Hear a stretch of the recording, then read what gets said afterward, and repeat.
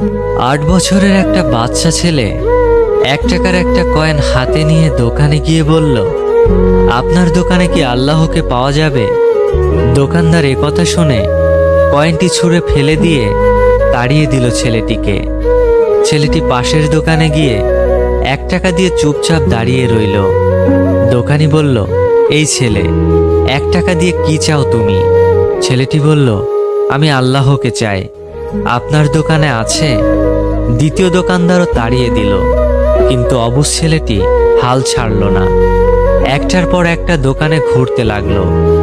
ঘুরতে ঘুরতে 40টা দোকান ঘোরার পর এক বয়স্ক দোকানদার জিজ্ঞাসা করল, তুমি আল্লাহকে কিনতে চাও কেন? কি করবে আল্লাহকে দিয়ে?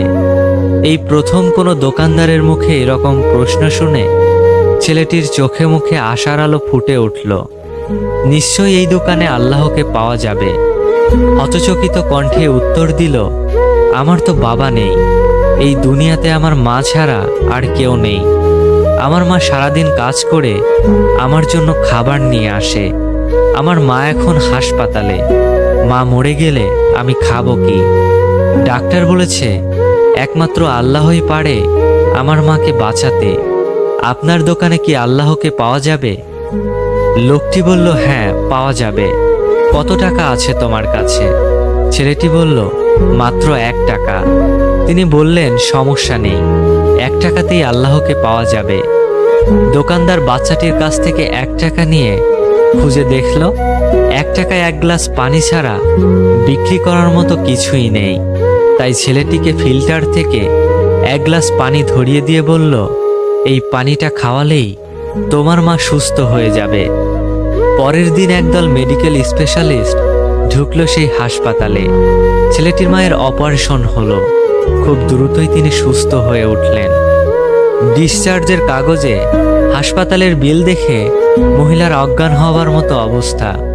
ডাক্তার ওনাকে আশ্বস্ত করে বললেন, টেনশনের কিছুই নেই, একজন বয়স্ক ভদ্রলোক আপনার সব বিল পরিশোধ করে দিয়েছেন, সাথে একটা চিঠি দিয়েছেন।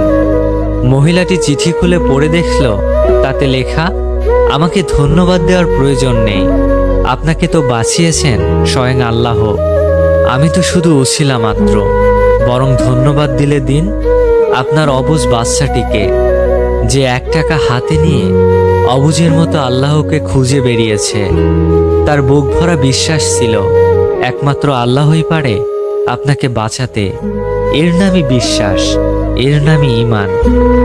আল্লাহকে খুঁজে পেতে কোটি টাকা দান খয়রাত করতে হয়।